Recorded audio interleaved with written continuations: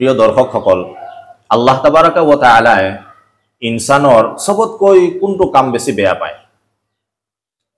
বেয়া কৰ্মটো বহুত আছে। চুৰি কৰা বেয়া, চুৰি কৰিলেও গুনাহে কবিৰা হয়, আল্লাহ তাআলা বেয়া পায়। জিনা কৰিলে আল্লাহ তাআলাই বেয়া পায়। কাৰোবাৰ হক মাৰি খালে আল্লাহ তাআলাই বেয়া পায়। অন্যায় কৰিলে আল্লাহ তাআলাই বেয়া পায়।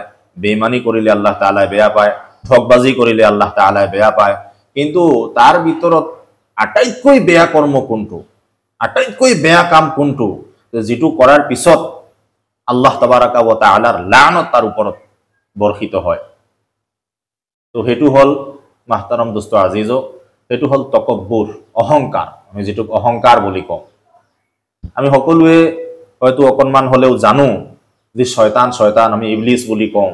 সেই ইবলিস বহুত আল্লাহৰ ইবাদত বন্দেগী কৰিছিলে।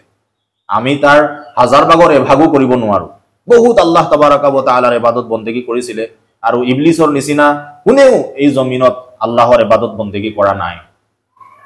সেই ইবলিস যেতিয়া তাৰ ইবাদত আৰু তাৰ নেক কৰ্মৰ জৰিয়তে আল্লাহ তাবাৰাকা व তাআলাৰ নজৰত সবতকৈ উচ্চ স্থান অৰ্জন কৰিছিলে আৰু সি ফৰিস্তাসকলৰ আল্লাহ তাআলাই তাক ফৰিস্তাসকলৰ হেড বনাই দিছিলে।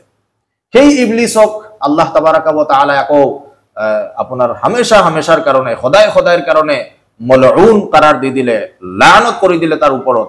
তাৰ কাৰণটো কি? কি গুনাহ কৰিছিল? কি অপৰাধ কৰিছিল ইবলিসে? ইবলিসে চুৰি কৰিছিলে নেকি? নহয়। ইবলিসে জিনা কৰিছিলে নেকি? নহয়। ইবলিসে কাৰোবাক ধোকা দিছিলে নেকি? নহয়। ইবলিসে কি কৰিছিলে? তকব্বুৰি কৰিছিলে, অহংকাৰী কৰিছিলে। আল্লাহ তাবাৰাকা व তাআলাই যেতিয়া হযৰতে আদম আলাইহিস সালাতু ওয়াস সালামক মাটিৰে সৃষ্টি কৰিছিলে, প্ৰত্যেকক আল্লাহ তাবাৰাকা व তাআলাই হযৰতে আদম আলাইহিস সালাতু ওয়াস সালামক সিজদা কৰিবলৈ হুকুম দিছিলে। সব ফৰিস্তাই হযৰতে আদমক সিজদা কৰিছিলে, কিন্তু ইবলিসে সিজদা কৰা নাছিলে। তো সেই তাৰ সিজদা নকৰাৰ কাৰণটো কি আছিল? সি কৈছিলে যে আদম হৈছে মাটিৰ সৃষ্টি আৰু মই হৈছো জুইৰ সৃষ্টি, আৰু মাটি কৈ জুই ওপৰত থাকে। গতিকে মাটিতকৈ মই আপোনাৰ শ্ৰেষ্ঠ, গতিকে আদমতকৈ মই শ্ৰেষ্ঠ, গতিকে মই মুতকৈ নিম্নজনক কিয় মই সিজদা কৰিম? মুতকৈ নিম্নজনক মই কিয় সন্মান জনাম? সেই অহংকাৰী, সেই তকব্বুৰিটো তাৰ দিলত আহি গৈছিলে। আল্লাহ তাবাৰাকা व তাআলাই লগে লগে তাক আল্লাহৰ দৰবাৰৰ পৰা লানত বৰ্ষিত কৰি পেলাই আল্লাহ তাআলাই বিতাড়িত কৰি দিলে আৰু সদায় কাৰণে এই ইবলিস আপোনাৰ মলউন হৈ গল। তো মনত ৰাখিব যে অহংকাৰ এনেকুৱা এটা সিফত হয় যেটো আল্লাহ তাআলাই বৰদাস্ত নকৰে, যেটো আল্লাহ তাআলাই সহ্য নকৰে। এই কাৰণে আমি অহংকাৰীৰ পৰা সদায় দূৰত থাকিব লাগে, তকব্বুৰিৰ পৰা সদায় দূৰত থাকিব লাগে। মানুহ আপোনাৰ কিয়ামতৰ দিনাখন বেছিভাগে আপোনাৰ ফচি যাব তকব্বুৰিৰ কাৰণে, অহংকাৰীৰ কাৰণে মানুহৰ নেক আমল বৰবাদ হৈ যায়।